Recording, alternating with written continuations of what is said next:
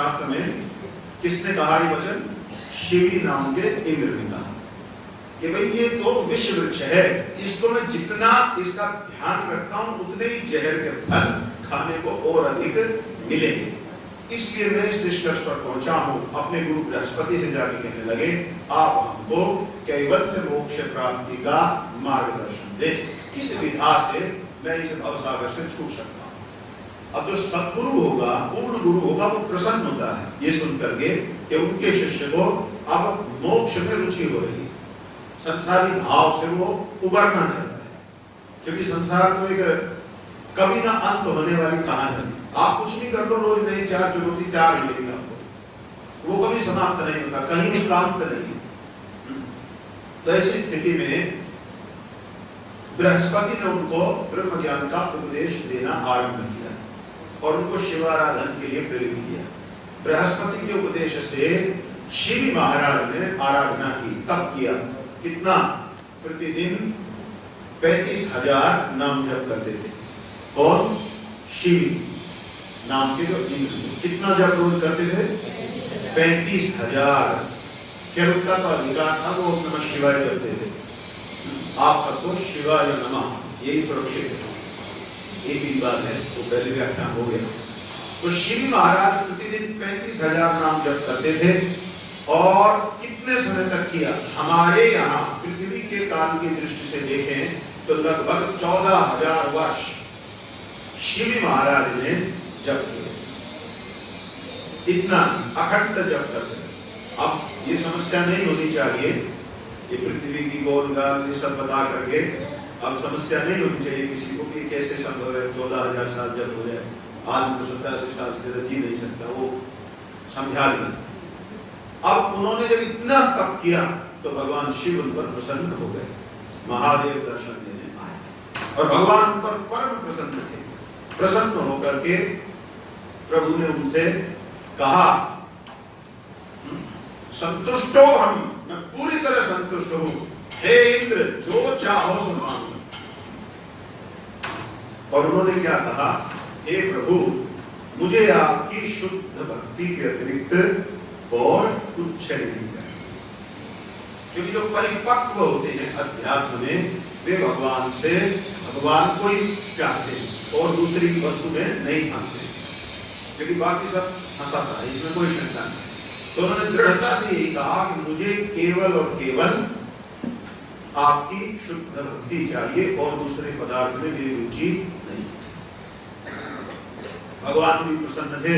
भगवान ने उनको उसी समय कहा अभी इस मनवंतर में, मनु के इस काल में तो आपने अपना जीवन पूरा करना है, इतना आपका बचा हुआ है इंद्र पद पर रहते हुए।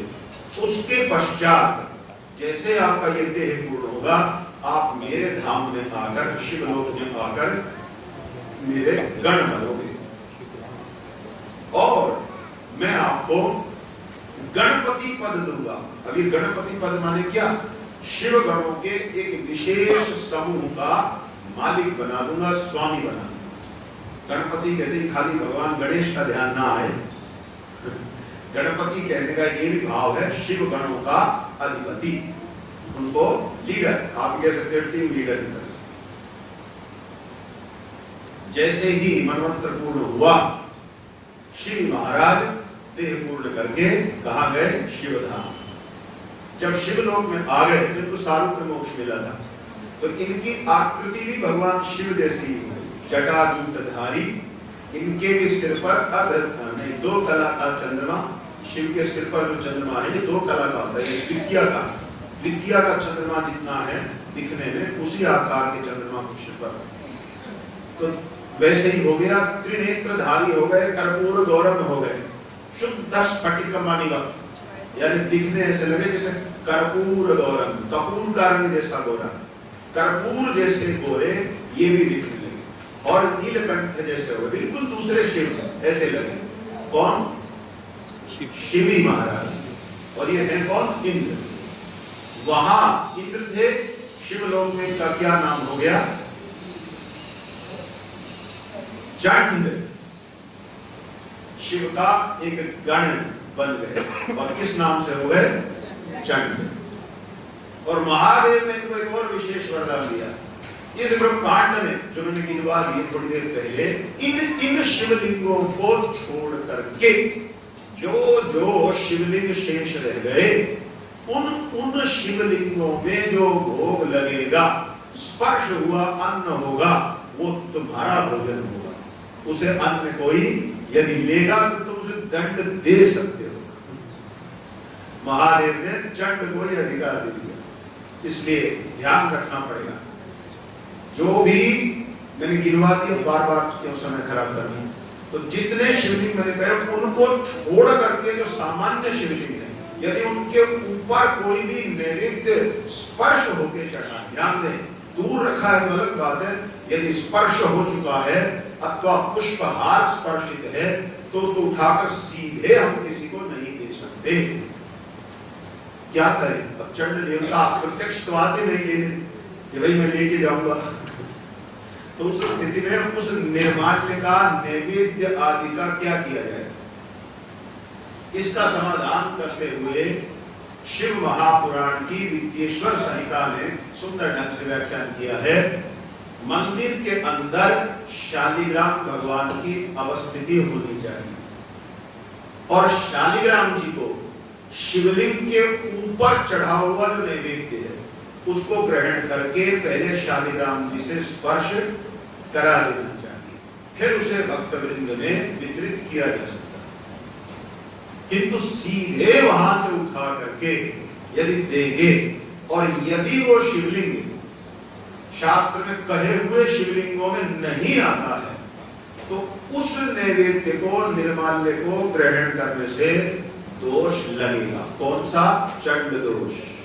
और चंड दोष का समाधान ज्योतिषियों के किसी ग्रंथ में नहीं, क्योंकि चंड का जो ग्रह है वो कोई साधारण ग्रह नहीं है कि महाराज गाय को कुछ खिलाने से, तेरी इधर उधर रखने से बात बन जाएगी, वो उठा के पटक सकता है बहुत अच्छे से।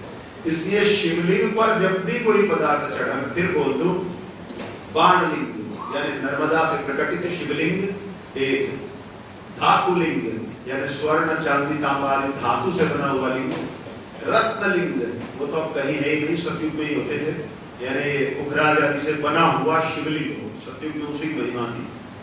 3, इसके अलावा ज्योतिर्लिंग, ऋषियों के हाथ का स्थापित कोई शिवलिंग, जैसे कुरुक्षेत्र आप जाएंगे तो दधीची मुनि के हाथ का स्थानेश्वर शिवलिंग है, आज उसकी कथा भी आएगी कि वो कैसे क्या हो। तो स्थानेश्वर अब दधीची के हाथ का हो गया तो उसको सिद्धलिंग में गिनेंगे, अथवा किसी सिद्ध महापुरुष ने तप करके वहां सफलता प्राप्त की हो, ऐसा कोई शिवलिंग हो। तो इतने शिवलिंगों के अतिरिक्त अन्य किसी भी शिवलिंग को स्पर्श किए हुए नैवेद्य को पहले शालिग्राम जी, क्योंकि नारायण शिव के परम भक्त भी हैं, उनसे अभिन्न भगवान होते हुए भी, तो पहले जब उनको दे देते हैं तो वो उसको चख लेते हैं, उसके पश्चात वो भक्त का प्रसाद हो गया, अब उसमें चंड का अधिकार नहीं रहा। समझ? इसी प्रसंग में एक दूसरी बात, कई बार लोग सोचते हैं कि भगवान भोग लगा होता क्या है, ये तो आपका गुड्डा गुड़िया का खेल है ना? यूं उठा के रख दिया थाल भर करके, अब वो कोई खाना ना खूना ना, थोड़ी देर बाद टन टन टन टन करके उसको उठा लेंगे और फिर बोल देंगे कि प्रसाद है, प्रसाद है, प्रसाद। इसी का विस्तार आजकल किस रूप में हो गया है, अभी कई मंदिरों में हमने देखा कि लोग अब भगवान को चाय बिस्किट भी खिलाने लगे। सुनो लोग कुछ खिलाओ तो फर्क क्या पड़ना, तो खाना खुना करते नहीं, जो मत रख दीजिए, थोड़ी देर वो खाना ही तो है। कई जगह ब्रेड पकौड़ा भी खिला देते और कई जगह समोसा भी खिला देते, जो टोकिया भी, हम टोकिया वो एक एकादशी है बेचारी, वो वामन द्वादशी से पहले आती है, तो उसका नाम तो वामन द्वादशी है क्योंकि भगवान वामन का उस दिन अवतार हुआ था। वो गांव देहात का तो मुझे पता है, आपके यहाँ मालूम नहीं, आप जानते होंगे। कुछ लोगों को लगा ये वामन थोड़ी कुछ होता है, वामन का कोई मतलब नहीं, बोले बावन है, तो उन्होंने क्या किया कि 52 टॉफी या 52 बिस्किट के पैकेट प्रसाद के रूप में बांटने लग गए। तो ये हिंदू धर्म की हालत हो गई। सोचो, पर कोई मार्गदर्शक इन सब बातों को कह नहीं रहा है, टोक नहीं रहा। अरे आप टोकोगे नहीं, कहोगे नहीं, कैसे बात करेंगे? टोकना तो पड़ेगा, कहना तो पड़ेगा, किसी को तो मार्गदर्शन देना पड़ेगा। तो भगवान को जब हम कह रहे हैं भोग लगाने का कोई मतलब है या टाइम पास बात है? अच्छा मैं आपसे पूछता हूँ, आप सब हिंदू हो, धार्मिक हो, बात तो एक प्रतिशत तो लगती है पहली नजर में, तो वास्तव में हो तो यही रहा, थाली भर के रख दी, थोड़ा टन टन टन टन टन टन टन टन, दो चार मंत्र संस्कृत में मुझे बोल दिया, हाथ जोड़ लिए, और रोज रोज करने वालों को तो फिर ये भी ध्यान नहीं रहता कि भगवान की तरफ देख के एक बार ये भी कहना था कि खा लीजिए, क्योंकि उनको तो आदत सी पड़ जाती है, गाय भैंस को डालते हैं, इस थाली रख तो दिया, टन टन टन इधर आके हाथ इधर, क्योंकि वो भक्ति भाव धीरे धीरे चला ही गया, तो एक व्यवस्था है, काम है, तो क्या करना है, ऐसी स्थिति हो जाती है। तो भगवान को जब आप रखते हो ध्यान करके, मैं आप लोगों से पूछता हूँ, अब आपसे ही कोई आके कह दे कि तो खेल है आपका, यह थोड़ा इमोशनल ड्रामेबाजी है, आप रख दिया, देर बाद रोगे कि मेरे भगवान खा ले खाना खुना है, नहीं रोए हंसो, थोड़ी देर में उठा ले जाओ, तो उसका अर्थ क्या हुआ बात का? उससे क्या स्पिरिचुअल डेवलपमेंट होगा? कहते हैं भगवान खुशबू ले लेते हैं। एक उत्तर माता जी ने दिया, क्यों भगवान खुशबू ले लेते हैं। और कोई उत्तर? भगवान खा रहे हैं नहीं खा रहे हैं, बात तो वहां है ना, आपका भाव अपने भीतर है, बात है खाली बाहर क्यों है, भाव अंदर से कह दो।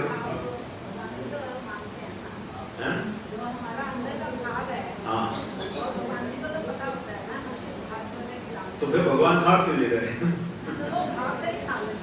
भाव से कैसे खाएंगे? खाएंगे तो खाएंगे, नहीं खाएंगे तो नहीं खाएंगे। अब यही समस्या हो रही है, हिंदुओं के पास समाधान नहीं है। भाई यूं ही अपना खाना पूर्ति वाली बात है कि भाई कुछ ऐसा है वैसा कर, के बाद कोई कर, वेद मंत्र बोलता सा वै देवा न अशनन्ते न पिबन्ति। आप जो कह रहे हैं वो सारी ये नए जमाने के रजियों के भागवतियों का फल मात्र है, उस बात में कोई शास्त्रीय आधार नहीं बनता। वैदिक मंत्र क्या कह रहा है? अब आप फंस जाएंगे। नहा, देखिए मैंने क्या बोला, नहा वै देवा न अशनन्ते न पिबन्ति, देवता खाते हैं न पीते हैं। अब क्या करेंगे? रखेंगे नहीं, आप ये कह दो। ये भी नहीं हो सकता, भगवान को भोग तो लगेगा, क्योंकि शास्त्र ने ही कहा है कि भगवान की पूजा में और कुछ उपचार हो न हो, अगर भोग भी लगा दिया तो पूजा पूरी है। चतुष्षष्टि उपचार है, 64 प्रकार से पूजन होता है, वो न भी हो, केवल एक पूजन हो जाए, भोग लगा दे तो भी पूजा पूरी। इसलिए भोग का महत्व भी है। फिर समझे कैसे बात को? नहा वै देवा न अशनन्ते न पिबन्ति एतदमृतं तं दृष्ट्वा तृप्यन्ति। भाई दो प्रकार से सृष्टि की है, सृष्टि प्रकरण चल रहा है, शास्त्र श्रवण करना पड़ेगा। अर्वाक स्रोता सृष्टि और एक है ऊर्ध्व स्रोता सृष्टि। ऊर्ध्व स्रोता सृष्टि में कौन आते हैं? भगवान, देवता आदि, इनको उस सृष्टि में गिना जाता है। देवताओं के शरीर, ईश्वरों के शरीर आदि। और अर्वाक स्रोता सृष्टि में आप और हम हैं। आप और हम, हमारे शरीर का पोषण कब होता है?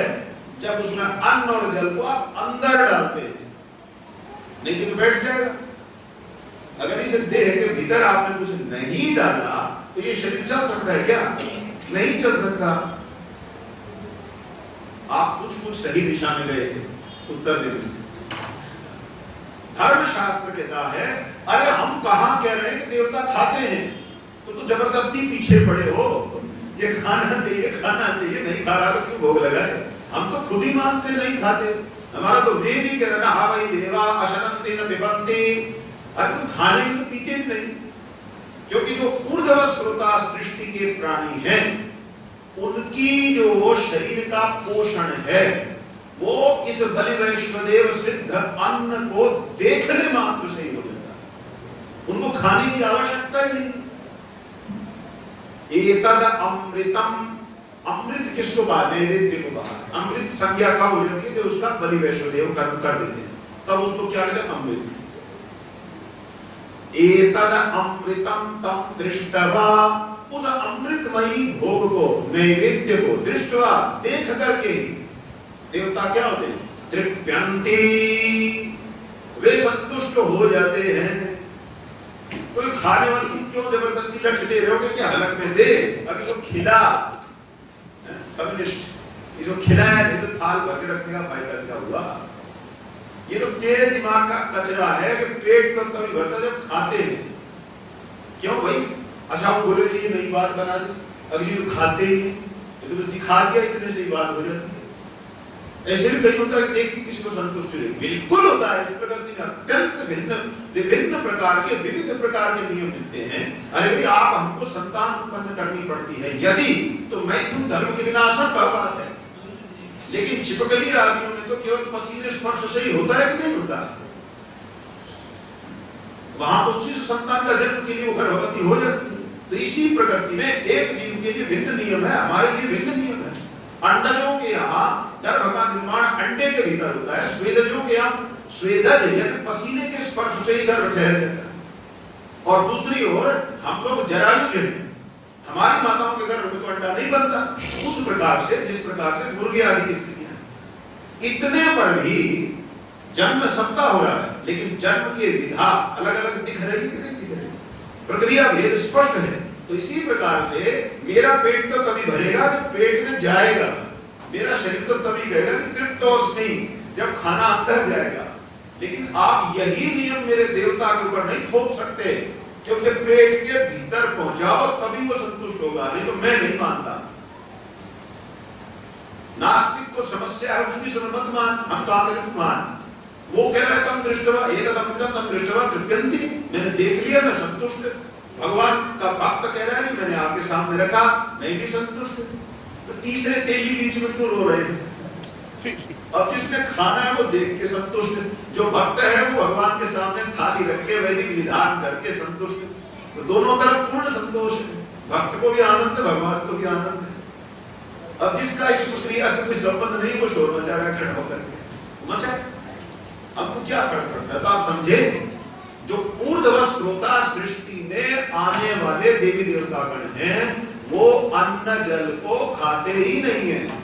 हाँ, कभी किसी भक्त की विशेष प्रार्थना भावना को संतुष्ट करने के लिए जब कोई मनुष्य भाव में आकर के चाहता है कि मेरे प्रभु भी इसी प्रकार एक बार ले लेते जैसे मैं खा रहा हूं, तो मुझे थोड़ी और शांति हो जाती, तो उसके संतोष के लिए वो ले ले, अलग बात है।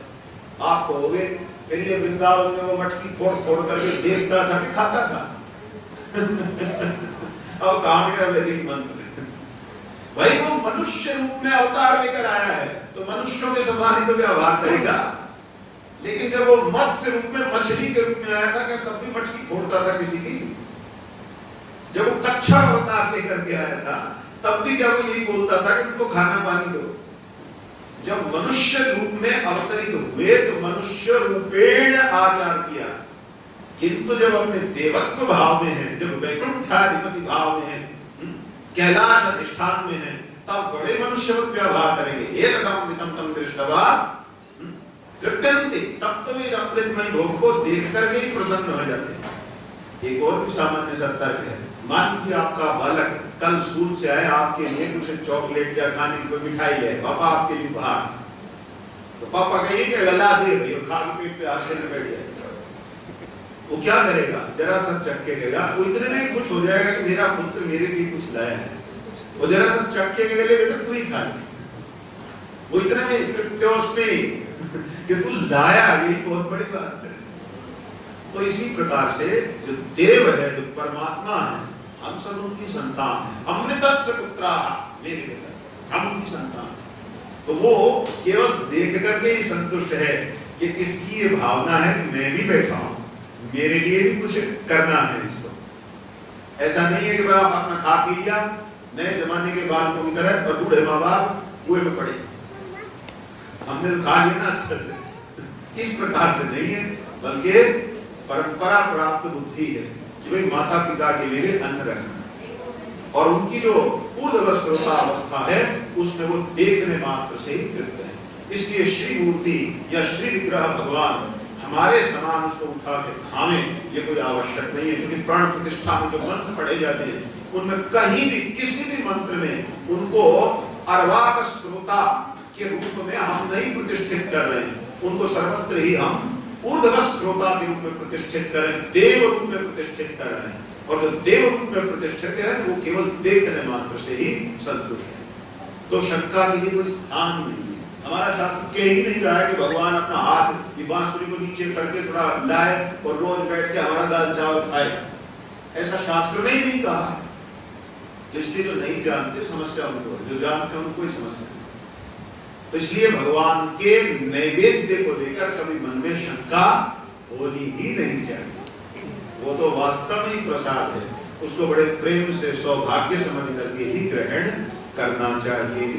ठीक है, तो एक प्रसंग में इस प्रकार से साधना चाहिए। अब भगवान शिव वर्णानुसार उपदेश करते हैं, लेकिन ब्राह्मण को विशेष आदेश देते हैं।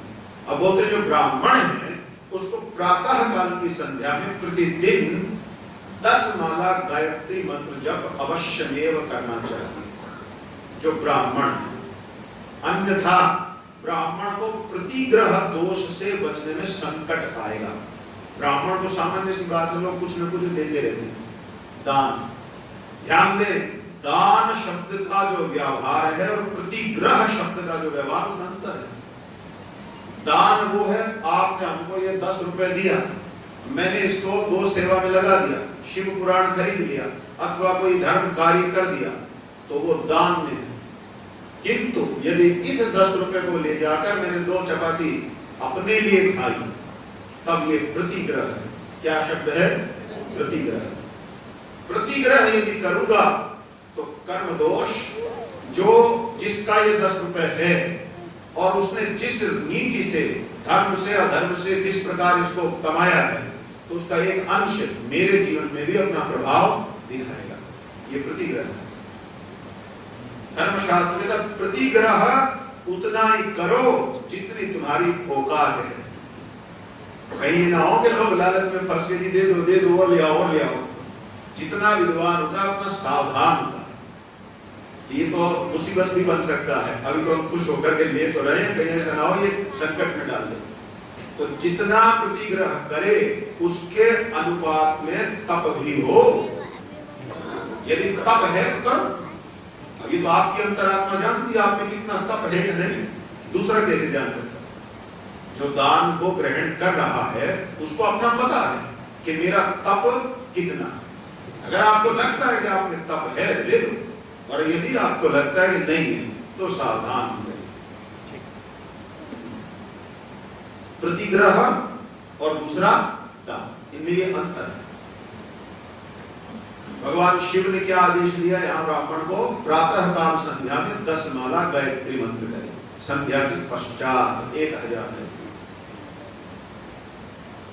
व्यक्तिगत रूप से मैं कह दूं, मेरा नियम 21 माला का है। जिस दिन से ये जनेऊ धारण किया है आज तक, प्रातः काल संध्या में 21, मध्याह्न संध्या में 1 माला और साय संध्या में 28 बार।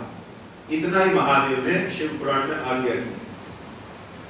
प्रातः काल 10 माला शिव पुराण के अनुसार, और मध्याह्न संध्या में ब्राह्मण 1 माला गायत्री करे कम से कम, और शाम की संध्या में 28 बार जपे।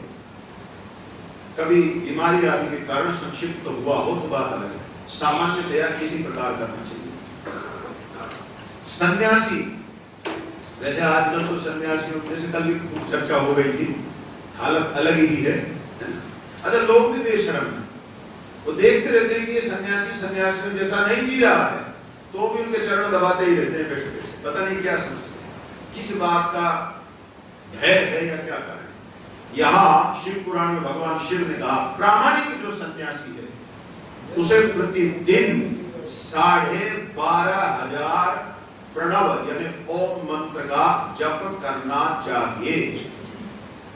आप समझे मेरी बात? कितना? किसको? संन्यास आश्रम में जो व्यक्ति बैठ गया आकर, ये उसके कोर्स में है कि प्रतिदिन उसको 12,500 ओम मंत्र का जप करना ही होगा। अब आपके सामने जब सन्यासी आए तो ये मत पूछना कि महाराज 12,500 ओम जपते हो, फिर तो कह देगा हाँ कल। आप ये पूछना महाराज आप कितना ओम जपते हो रोज। अब यही कल खुल जाएगी, बता भी है या नहीं।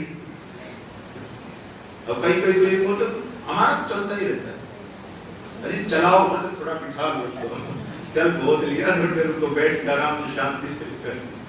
धर्मनाश के यही कारण हुआ है कि जिनके ऊपर सबसे अधिक जिम्मेदारी है आद्य जगत गुरु भगवान शंकराचार्य गीता का भाष्य करते हुए 4थे अध्याय के आरंभ में ही कहते हैं दुर्बलान अजितेंद्रियान। एक तो दुर्बल चित्त और जिनका अपनी इंद्रियों पर संयम नहीं है, ऐसे लोगों के हाथ में धर्म सत्ता चले जाने पर इस सनातन धर्म का नाश होता है। व्यवहार में भी देखा जा सकता है, सटीक टिप्पणी की है आचार्य ने बिल्कुल। तो ये महादेव जी की आज्ञा है, मैं सुना रहा हूं पढ़ के, तो आप भी मत सोचिएगा मैं अपनी तरफ से दबाव बना रहा हूं, तो जैसा उन्होंने कहा पाठ कर रहा हूं। दशार्थ मंत्र का 1100 से कम अक्षर वाले मंत्र का 100 और उससे अधिक अक्षर वाले मंत्र यथाशक्ति 1 से अधिक बार जपने चाहिए। वो भिन्न विषय है। वेदों के पारायण को भी शिव पद की प्राप्ति करने वाला कहा है। और भी बहुत से मंत्र हैं, जितने मंत्र में अक्षर हो कम से कम उस मंत्र का उतने लाख की संख्या में जप करने पर ही वो मंत्र कुछ हलचल करते हैं, कुछ उनमें स्पंदन आरंभ होगा। यानी शिवाय नमः मंत्र में 5 अक्षर है, तो कम से कम 5 लाख जब इसका हो जाएगा वहां से फिर ये कुछ थोड़ा हलचल शुरू करेगा, तब आपने ये कुछ अपना असर दिखाना आरंभ कर देगा। तो ये सब बारीकियां जाननी चाहिए। एकाक्षर मंत्रों को उसी प्रकार करोड़ों की संख्या में ऐसे भी मंत्र हैं जिनमें एक ही अक्षर है। तत्शास्त्र के विद्वान इन बातों को जानते हैं। एक अक्षर को लाख में नहीं करोड़ में देखा जाता है, क्योंकि वो तो बहुत जल्दी हो जाता है। कभी कभी अर्धाक्षर मंत्र भी होते हैं। अर्धाक्षर मंत्र किसको कहते हैं? आधा ही अक्षर, तो उसका उच्चारण ही कठिन हो जाता है, जैसे का का का का का का इस प्रकार से। तो ये भी एक मंत्र है। तो इसी प्रकार से 1.25 लाख की संख्या करना, तो इससे भी एक विशेष प्रकार के स्पंदन अपने अंदर उत्पन्न होने लगते हैं। तो मंत्र शास्त्र अपने आप में पूरा विज्ञान है और शिव पुराण में इस पर काफी कुछ कहा गया है। इसके बाद भगवान ने सदाचार, शौचाचार, स्नान, भस्म धारण, संध्या वंदन, प्रणव जप, गायत्री जप, दान, न्यायतः धनोपार्जन, अग्निहोत्र की विधि, उन सब की महिमा की चर्चा की। सदाचार, सदाचार का मतलब ये नहीं ठीक ठाक है, अच्छे ढंग से रहना। लोगों ने इसको बड़ा कैजुअल ले लिया है कि सदाचार क्या, यही क्या, किसी को परेशान मत करो, हो गया सदाचार, अच्छा है।